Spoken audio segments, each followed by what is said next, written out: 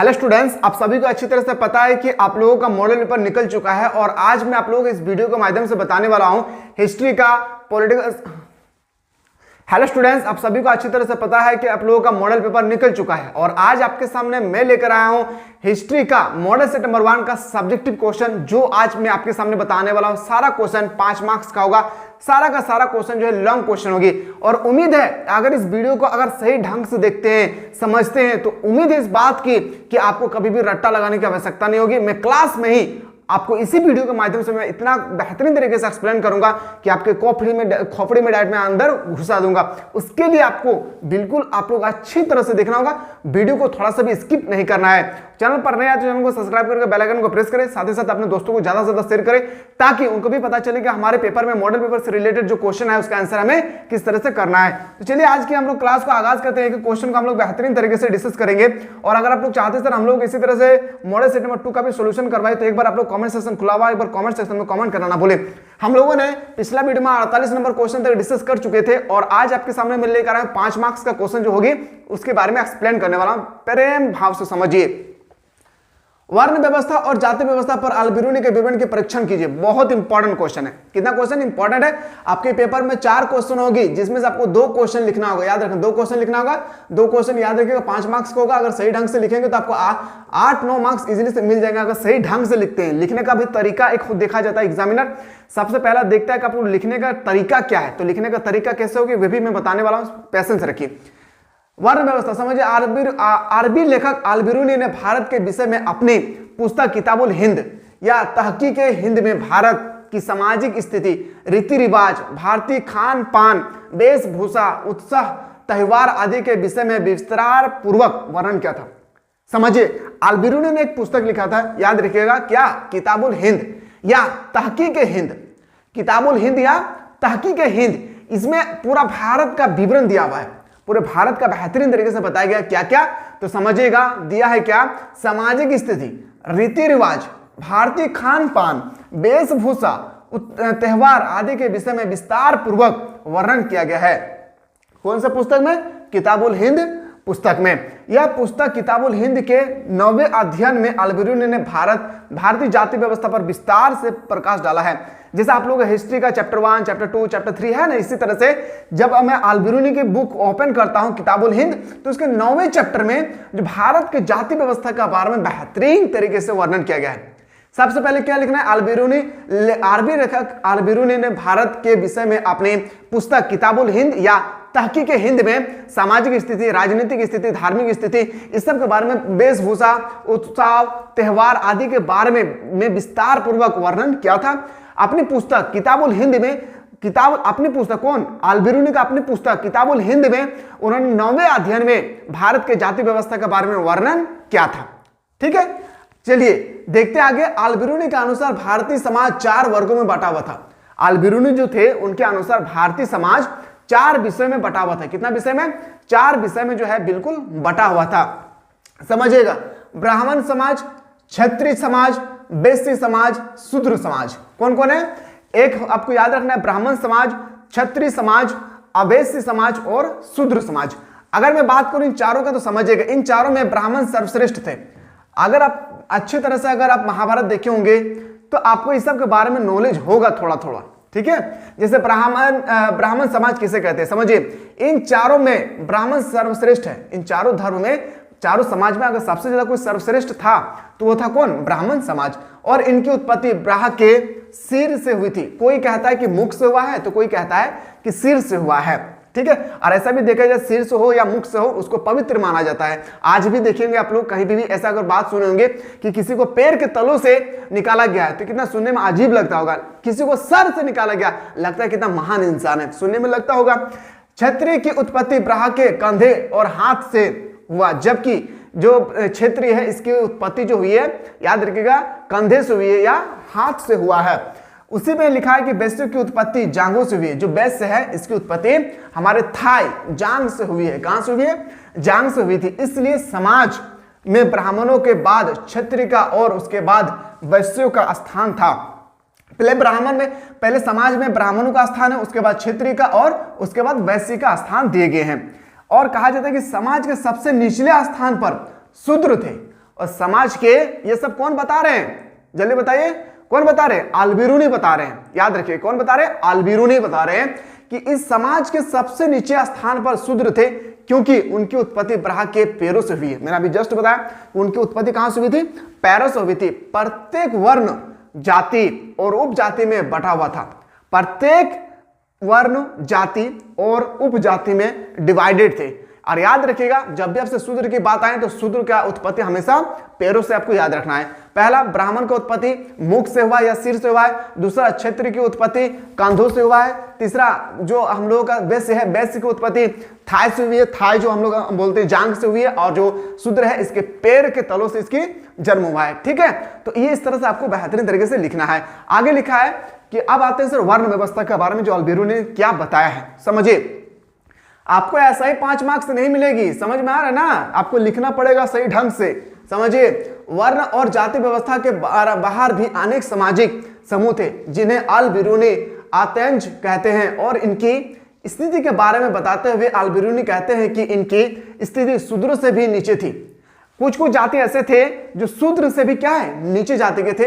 इनकी 8 जातियां थी, उनके 8 जातियां थी। कौन कौन, तो देखिए, धुनिया, मोची, मदारी, टोकरी, ढाल बनाने वाले, नाविक, बाल काटने वाले, मछली पकड़ने वाले, आखेट करने वाले एवं चूल्हाएं। चूल्हाएं जो समझ में आ गया, चूल्हा किसे कहते हैं, ये नगरों और गांव के बाहर रहते थे। और ये क्या करते थे, नगर और गांव के बाहर रहते थे। अतेंजों से भी खराब स्थिति, गंदा काम करने वाले लोगों का हाथ था। इसके अंतर्गत हाड़ी डोम, चंडाल और वधू थे। ये चारों एक अलग सामाजिक वर्गों के थे। इनकी स्थिति अछूत के समान थी और लोग इनसे कहते दूर दूर दूर हट जा, दूर हट जा, दूर हट जा। छुआ, कोई भी जो लोअर कास्ट होते हैं, हाड़ी डोम, मोची, वो लोग क्या करते थे उस समय कि इससे से बोलते थे कि आप लोग हमारे से 4 हाथ दूर पे रहिए, 4 हाथ दूर पे रहिए। इतना घृणा करते थे जो शूद्र लोग थे। अवैध संतान माना जाता था और इसको बिल्कुल जो है ब्राह्मणों का माता की अवैध संतान, ये बोलता था कि ब्राह्मणों का संतान नहीं है। किनको, शूद्र लोग को। इनका अन्य वर्गों तथा जाति के लोग से सामाजिक संपर्क नहीं था और इनके जो रहन सहन, खान पान, उठना बैठना, ये आय अपने जाति के अलावा दूसरी जाति से नहीं था। इस तरह से आपको बेहतरीन तरीके से वर्णन करना होगा। क्या मेरे शेर शेरनियों, वर्ण व्यवस्था पर जाति व्यवस्था अल-बिरूनी के विवरण का परीक्षण कीजिए। बेहतरीन तरीके से आपको एक बार अच्छी तरह से देख लीजिए और इसको स्क्रीनशॉट लेकर आप अच्छी तरह से कॉपी पे नोट डाउन कर लीजिए। अगला क्वेश्चन आपसे पूछा जाएगा और ये क्वेश्चन आपके पेपर में फाइनल एग्जाम में अभी छप चुका है। ये क्वेश्चन पहले ही छप चुका है आपके फाइनल एग्जाम में। ठीक है, इसको ध्यान से समझिए। 18 संतान के प्रमुख कारणों के बारे में विवेचना करें। तत्कालीन कारण, सैनिक कारण, राजनीतिक कारण, धार्मिक कारण, आर्थिक कारण। 5 कारण है, तो एक एक करके आपको एक्सप्लेन करने वाला हूं, समझिए। और उम्मीद है अगर इस वीडियो का अच्छी तरह से देखते हैं, कौन सा क्वेश्चन को, 18 संतान के विद्रोह के कारणों का, उम्मीद है, मैं पूरा यकीन के साथ कहता हूं कि आज के बाद आप कभी भी इस क्वेश्चन को रट्टा नहीं लगाएंगे, आपकी खोपड़ी में सीधा में घुसाने वाला हूं, समझिएगा। तत्कालीन कारण, 18 संतान की क्रांति तत्कालीन कारण चर्बी वाले करतूस था। आप सभी को पता है कि 18 संतान की क्रांति जो शुरू हुई थी वो चर्बी वाला करतूस था। एक करतूस थी जिसमें सुअर और गाय की चर्बी लगाया हुआ था और भारतीय सैनिक से कहते थे अंग्रेज लोग कि इसको प्रयोग में लाने से पहले आपको मुंह से हटाना पड़ता था। जब सैनिकों को पता चला कि इस तरह से सुअर और गाय की चर्बी लगा हुआ है तो उन्होंने बिल्कुल इनकार कर दिया कि हम इसका प्रयोग नहीं करेंगे और इस तरह से सैनिक विद्रोह शुरू हो गया था, समझिएगा। 18 संतान की क्रांति तत्कालीन कारण चर्बी वाले करतूस था जिसे भारत के सैनिकों ने लेने से मना कर दिया। उस समय बंदूक में जो करतूस का प्रयोग होता था उसमें गाय और सुअर की चर्बी मिलाया जाता था। इसलिए मंगल पांडे नामक सैनिक ने करतूस का प्रयोग करने से मना कर दिया। मंगल पांडे ने कहा, साफ इनकार कर दिया कि मैं इस करतूस का प्रयोग नहीं करूंगा, चाहे आप मुझे जो भी कुछ करना है कर लीजिएगा। आगे लिखा है करने से मना कर दिया एवं चर्बी वाले करतूस 18 संतान क्रांति का तत्कालीन कारण था। यह हम लोगों का तत्कालीन कारण था, समझिए। लिखना होगा इतना बेहतरीन तरीके से तभी आपको मार्क्स मिलेगा। आप बैठे बैठे सोचिएगा कि 2-3 पॉइंट लिख दूंगा 5 मार्क्स मिलेंगे, इजिली से नहीं मिलने वाला है, समझिएगा।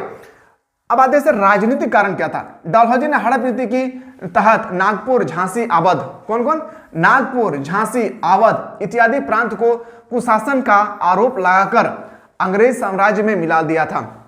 जिसके कारण छोटे छोटे राजा अंग्रेज सरकार से दुखी हो गए। लॉर्ड वेल्लेस्ली ने सहायक संधि का प्रारंभ कर किसानों का कर बढ़ा दिया, और जो लॉर्ड वेल्लेस्ली थे उन्होंने किसान का जो टैक्स थी मान के चलिए 50% था, वो सहायक संधि के तहत उसको कर दिया है 60%। इस तरह से छोटे छोटे किसान जो थे नाराज हो गए थे। अंग्रेज किसान भी अंग्रेज सरकार से दुखी हो गए थे। इस कारण हम कह सकते हैं कि 1857 की क्रांति का प्रमुख कारण एक प्रकार का राजनीतिक कारण था। अब हम लोग डिस्कस करेंगे आर्थिक कारण। मैंने अभी जस्ट आपको बताया था कि आप लोगों को जब भी ये क्वेश्चन आए आपको 5 पॉइंट बेहतरीन तरीके से लिखना होगा, तभी जाकर आपको एग्जामिनर 5 मार्क्स देंगे। आप सोचेंगे मैं 5 पॉइंट में से 2 पॉइंट लिख दूंगा बढ़ा चढ़ा के, तो आपको मार्क्स नहीं मिलने वाला है। सारा कारण आपको बताना है कि 1857 की क्रांति का प्रमुख कारण क्या था, यानी 5 कारण के बारे में बेहतरीन तरीके से आपको बताना होगा। इस बात को ख्याल रखें मेरे लाल। अगला है कि आर्थिक कारण। अब आर्थिक कारण जब भी बात आए तो आर्थिक कारण का मतलब इकोनॉमिक्स, पैसा से रिलेटेड होता है, कृषि से रिलेटेड होता है। बात करते चलिए 1857 की क्रांति होने का आर्थिक कारण था क्या? एक कारण, प्रमुख कारण आर्थिक कारण था। अंग्रेज के द्वारा भारत की सेना सोना चांदी, यहाँ पे थोड़ा सा मिसप्रिंट है, इसको सोना चांदी इत्यादि को लूट कर इंग्लैंड भेजा था।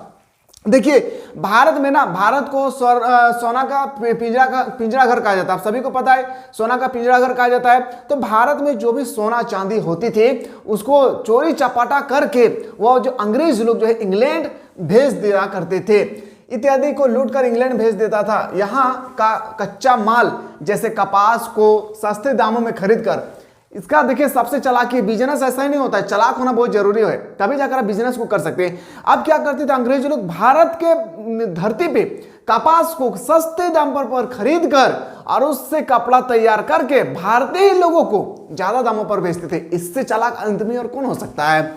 आगे लिखा है कि इस कपास के कपड़े बनाकर भारत में ही अधिक दामों में बेचा जाता था। यहाँ किसान पर अत्यधिक कर लगा दिया गया था, और जो किसान जो होते हैं इन पर काफी ज्यादा टैक्स लगा दिया था। अगर मान के चले 20, अगर पहले 20% था, अब उसको बढ़ाकर 25% कर दिया है। तो इस तरह से जो किसान लोग थे वो बहुत दुखी हो गए थे, जिसके कारण किसानों की हालात बहुत खराब हो गई थी। यहाँ के लोग अंग्रेजों के खिलाफ क्रांति करना चाहते थे। इसी प्रकार हम कह सकते हैं कि 1857 की क्रांति का एक प्रमुख कारण आर्थिक कारण भी रहा होगा। ठीक है, अब आते हैं सैनिक कारण क्या है। 1857 की क्रांति का प्रमुख कारण सैनिक कारण था। 1857 के क्रांति का प्रमुख कारण अगर देखा जाए एक तरह का सैनिक कारण था, जिस कारण से विवाद उत्पन्न हुआ था। सैनिक कारण से ही विवाद उत्पन्न हुआ था, क्योंकि करतूस में जो सुअर का चर्बी और गाय का चर्बी लगा दिए गए थे, और भारतीय मिलिट्री से, भारतीय सैनिक से कहते थे इसका प्रयोग में लाने से पहले आपको इसको अपने दांत से चबा करके इसको हटाना होगा। तो याद रखिएगा, एक सैनिक था मंगल पांडे, उन्होंने कहा कि नहीं, मैं इसका प्रयोग करने से पहले मैं कभी भी इसको दांत में सटाना नहीं चाहूंगा। इसी कारण से विद्रोह फैल गए थे। 1857 की क्रांति का प्रमुख कारण सैनिक कारण था। यहाँ के सैनिकों के कम वेतन दिया जाता था। देखिए वहां पे अंग्रेज के लोग भी सेना थे और भारत के लोग भी सेना थे, लेकिन वहां पे ना काफी डिफरेंट था। भारतीय सेना को काफी ज्यादा सुविधाएं प्रदान नहीं थी, लेकिन अंग्रेजों को सुविधा काफी ज्यादा थी। इनको पेंशन मिलता था, इनको सैलरी ज्यादा मिलती थी। इनको पेंशन कम नहीं मिलता था, इनको सैलरी कम मिलती थी भारतीय सैनिक को।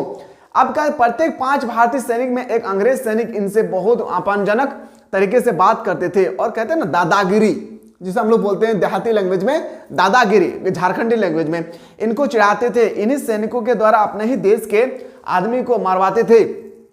और अंग्रेज के जो सैनिक थे वो कहते थे कि ये भारतीय लोगों को इसको मारना होगा। तो भारतीय के जो सैनिक थे ना, बहुत ऑनेस्टी था। उन्होंने कहा कि मुझे नौकरी छोड़ देना पसंद है, पर मैं अपने ही देश पर रहकर मैं अपने देशों की गद्दारी नहीं कर सकता हूं। याद रखना है, भारतीय सैनिकों का कहना था, जिससे सैनिक अंग्रेज सरकार से दुखी होकर 1857 की क्रांति की। इस प्रकार स्पष्ट हो जाता है कि 1857 की क्रांति का प्रमुख कारण सैनिक कारण भी था एक तरह का। ठीक है, अभी हम लोग क्या क्या कारण देखे एक बार अच्छी तरह से देख लीजिए। तत्कालीन कारण, राजनीतिक कारण, एक देखे हम लोग आर्थिक कारण, एक सैनिक कारण, और एक कारण जो है सबसे इंपॉर्टेंट है धार्मिक कारण। धर्म के मामले में भी ये जो है विवाद उत्पन्न हुआ था। कैसे? तो 1857 की क्रांति का धार्मिक कारण था, अंग्रेज सरकार के द्वारा हिंदू धर्म में कई सुधार किए गए थे। अंग्रेज सरकार द्वारा हिंदू धर्म में कई सुधार किए गए थे, जैसे सती प्रथा, बलि प्रथा, और उसके बाद छोटे छोटे उम्र में जो विवाह दिए जाते थे उसको भी रोक लगा दिया गया था। तो भारतीय लोगों को लगने लगा कि ये हमारे संस्कृति पर अड़चन लगा रहे हैं। ये बिल्कुल एक तरह का देखा जाए तो अंग्रेज लोग ये काम सही कर रहे थे, लेकिन भारतीय लोगों को लग रहा था कि हमारी संस्कृति में ये अड़चन लगा रहे थे। ठीक है, समझिएगा। 1857 की क्रांति का धार्मिक कारण था, अंग्रेज सरकार के द्वारा हिंदू धर्म में कई सुधार किए गए, जैसे लॉर्ड विलियम बैटिंग है, याद रखें बहुत इंपॉर्टेंट, लॉर्ड विलियम बैटिंग के द्वारा सती प्रथा का अंत किया गया था। सती प्रथा क्या है? जैसे पहले मर्द कोई भी अगर हस्बैंड डेथ हो जाती थी तो उसी चिता में उस औरत को, उनके वाइफ को पकड़कर उसी चिता में जला दिए जाते थे। तो अंग्रेज सरकार ने कहा कि ये भारतीय कल्चर बिल्कुल गलत है, औरतों को क्यों मारा जाएगा, उसका हस्बैंड डेथ क्या है तो उससे उनको जाने दीजिए, तो इसको आप पकड़ कर क्यों पे इसको चिता पे डाल रहे? तो जो अंग्रेज सरकार थे उन्होंने सती प्रथा पर रोक लगा दिया। ये आप लोगों का पहला काम था। बाल विवाह पर रोक लगा दिएगा। बाल विवाह क्या है सर?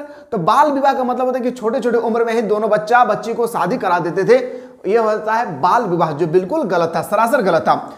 हालांकि अच्छा कार्य था, लेकिन हिंदू लोगों को लगने लगा कि अंग्रेज हमारे संस्कृति और धर्म में हस्तक्षेप कर रहे हैं, इसलिए उन्होंने अंग्रेज के खिलाफ क्रांति की। इस प्रकार हम कह सकते हैं कि 1897 की क्रांति का एक प्रमुख कारण धार्मिक कारण भी रहा। पांचों कारणों को एक बार आप फिर से रिपीट कर लीजिए। पहला कारण तत्कालीन कारण, राजनीतिक कारण, आर्थिक कारण, सैनिक कारण और एक था आप लोगों का धार्मिक कारण। पांचों कारण को आपको पेपर में लिखना है, याद रखिएगा, पांचों कारण को लिखना है तो अब लिखना है, ठीक है। अगला क्वेश्चन आपसे मॉडल पेपर में पूछा गया था, भारतीय राष्ट्रीय आंदोलन में गांधी जी की भूमिका का वर्णन करें। भारतीय राष्ट्रीय आंदोलन में गांधी जी की भूमिका का बारे में बेहतरीन तरीके से आपको वर्णन करना है। मैं थोड़ा सा एग्जाम्पल बता रहा हूं। महात्मा गांधी ने जितना भी आंदोलन किए, चंपारण का आंदोलन, असहयोग आंदोलन, भारत छोड़ो आंदोलन, नील विद्रोह, सारा के बारे में आपको थोड़ा थोड़ा लिखना होगा। तो सबसे पहले हम लोग देखते हैं आपका महात्मा गांधी का थोड़ा सा हम लोग इंट्रोडक्शन लेते हैं। चलिए देखते हैं। भारत के इतिहास के चमकते सितारे गांधी जी का जन्म 2 अक्टूबर 1869 को गुजरात के पोरबंदर जिले में हुआ था।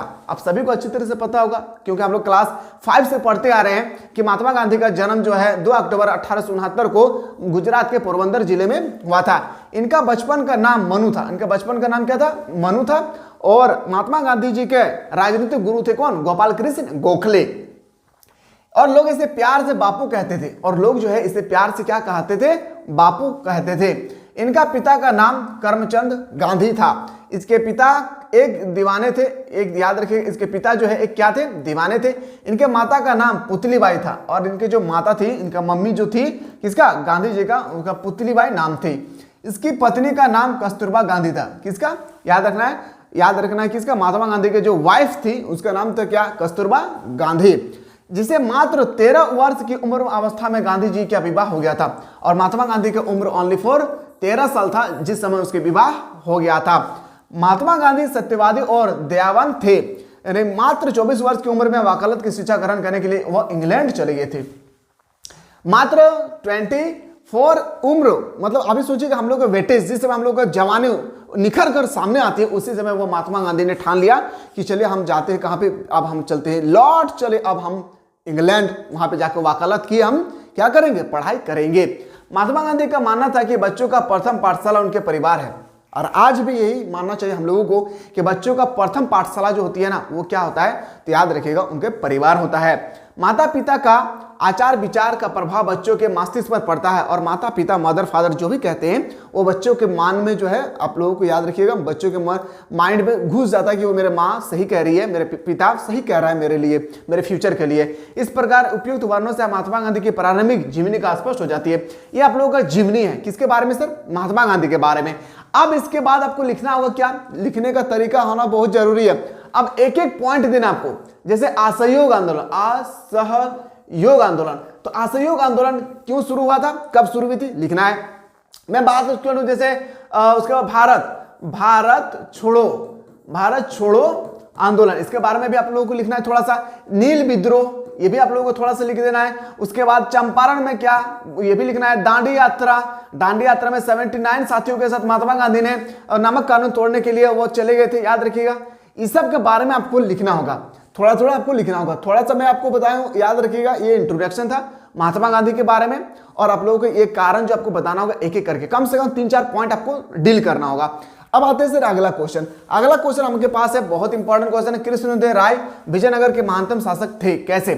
कृष्णदेव राय जो थे ना, विजयनगर साम्राज्य के महान शासक थे, कहा जाता है, ऐसा क्यों? तो इसके बारे में हम लोग जो है याद रखिए, नेक्स्ट क्लास में यहां से हम लोग डिस्कस करेंगे। और मॉडल सेट से रिलेटेड सारा क्वेश्चन अगर बेहतरीन तरीके से सॉल्यूशन देखना चाहते हैं तो बिल्कुल आप लोग हमारे चैनल पर नहीं आए तो चैनल को सब्सक्राइब करके बेल आइकन को प्रेस कर लेना। सबसे पहले मैं सटीक आंसर के साथ आप लोगों को प्रोवाइड करने की कोशिश करूंगा।